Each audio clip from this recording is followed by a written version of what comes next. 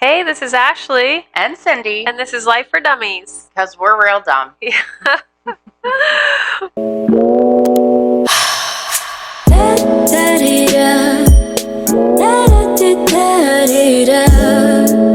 What are we talking about today? So, do you believe that you're either working on a relapse or you're working on your recovery? Do you believe that saying?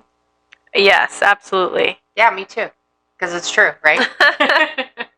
It's pretty quick for me, too. Like, if I am not doing, the 5 things suggested of me every single day to keep this way of life, then I very quickly revert back to old behaviors and thought patterns. Yeah, me too. Like, it is so easy to fall back into those old behaviors, those old, thoughts, and then actually believing my disease when it talks to me. And that's what's cool about this way of life, is that it gives me the tools to not have to go back there, right? It gives me the tools to maintain my recovery and keep working on it and keep improving myself, because this is the thing, there's always work to be done. We're not ever going to be perfect beings, right? There's no such thing. There will always be work to be done, because my disease manifests, my thoughts change, my actions change, and I have to constantly be on top of it in order to maintain this way of life. In the beginning, for me, I was extremely vigilant about, they say, stick with the winners. And I was that person who focused and stuck with the winners. And honestly, it was for selfish reasons. I saw everybody else who was trying to get clean and try to get this way of life as my competition. Because statistically, none of us were going to make it, except maybe one. And I wanted to be that one. Yeah, and that's it. Like, we have to be selfish sometimes, right? And in order to stay an addict in recovery, then I have to be selfish on a daily basis, because there are certain things that I am going to have to do, and those take time and they take dedication, and it's about me at the moment. Because if I don't do this, then I am no good to myself or anyone else. And I have to look at it that way. Like, do I want to be a productive member of society today, or do I want to end up living under a bridge taking from everyone? My disease would want me under the bridge. Yeah. Which is why it's really important to hang out with like-minded people who are practicing this way of life, because they can call you out on your stuff. They can, a lot of the time, see it before you do. And that is extremely life-saving. Yeah, we do. We literally save each other's lives on a daily basis.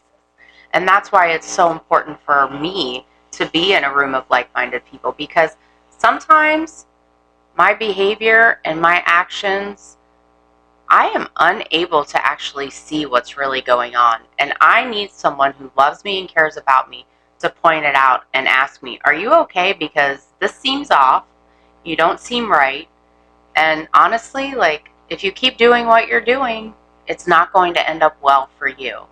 And although it hurts at the time when someone says that, I have to remember that, like, these people I have formed relationships and friendships with, and they love me and they care about me and they only want the best for me. So if someone is pointing something out, I better heed warning, And again, statistically, it's extremely rare for an addict to get clean and stay clean, because it's a brain disease.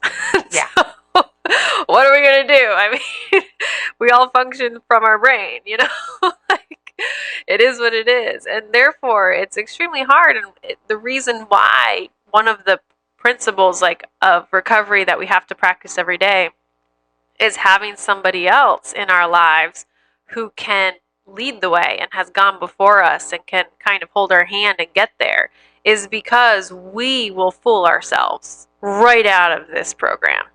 Oh yeah, absolutely. I can lie to myself and believe my own lies because I hear it in my own voice. And it's so confusing. I know. I remember, I don't know, maybe a couple years or 3 years in, you were telling me that I basically had to leave my relationship. I had a relationship, I had a boyfriend, and he was just doing coke on the weekends.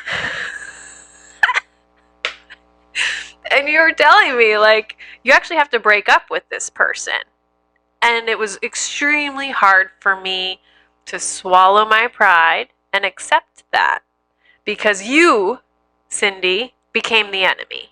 Mm-hmm. Because you were loving me and, like, trying to tell me that, hey, if you keep doing what you're doing, you're going to lose everything that you've gotten, and you're going to start acting out on that similar behavior and go back out. And, like, those are the kinds of choices where we have to trust the exterior, what's outside of us, and not ourselves. And even though it's so painful, it was so painful. Do you remember? I do. It was so hard for me to do that, but I did. And you know what? I have this most amazing life today with the most incredible husband today. Yeah, and that's the thing. I have many times over the years, people that I trust have pulled me aside and said, this is not okay. And of course, I want to get defensive and defend my behavior and tell them they're wrong and exactly why they're wrong. That's just how my thinking works sometimes. But here's the thing, like, if someone is taking time out of their day to pull me aside and say, hey, you are working on a relapse, not your recovery, then I need to actually take that to heart and take a good long look at what I'm doing. And you know what? They were right, not some of the time, but every time. And I'm so grateful that people had the courage to have uncomfortable conversations with me, because I know it was uncomfortable for them to say that, the things that they said. I am so grateful that they had the courage and they had the love for me and they wanted what was best for me, that they could pull me aside and say, hey, are you okay? Because this isn't okay. Right, because, like, what the heck did they gain? I mean, this isn't about them at all. It's just about them trying to love you. And they don't have to say anything. They can just let you blow your life up and go back to destruction and probably die at some point, die young. But the reason why they're saying it is because they care. They care, and most likely they have been right where I was at, right? They have been there and they have done that too, and they have thought that those things were okay, and someone pulled them aside and said, hey, this isn't okay.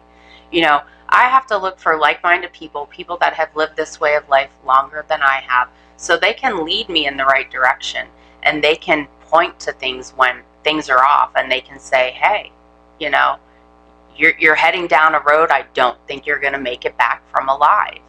And, like, thank God for those people. My higher power puts people in my life that are supposed to be there, and he weeds out the ones that aren't supposed to be there, because sometimes he hears conversations at tables that I am not at. Yeah. My higher power knows everything. I'm just along for the ride. Yeah, and what's confusing is that, like, the disease talking to me in my own voice will want the people who are trying to do good to become the enemy. And so everything will now, in a self-righteous manner, turn against those people in my mind. And it's because what's in my mind? My disease. It's my disease talking to me. And what does my disease want? Me dead. Yeah. So that disease thinking will get us in trouble every single time. So if you're like Ashley and I, and you want to get clean and you want to stay clean and you want to recover, you absolutely can. It is possible. We are living proof that you can live a good life, but you have to change your perspective to change your life. And that's what we're here for. Keep coming back. We love you.